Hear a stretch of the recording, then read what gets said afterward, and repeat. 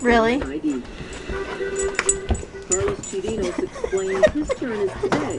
His number is 5.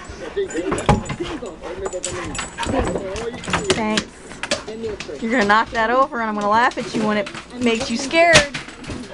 You didn't even flinch.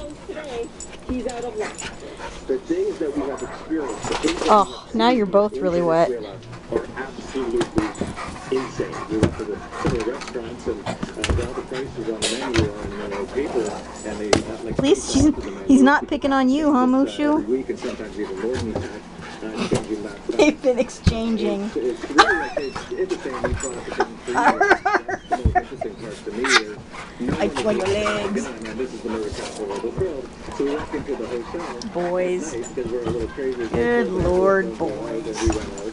There was no one anywhere. It was like a ghost town. And when we get back, the security guard is hiding behind the door. No. Oh, little Mushu. The situation in Venezuela is dire. Darby went home, huh? Many different ways, socially, politically, Hi, Brittany. as well as economically. As you can see, we were middle-class people, Oh. and now we're not even that anymore. Just look at the kitchen. This is how we live now that we have no Yeah.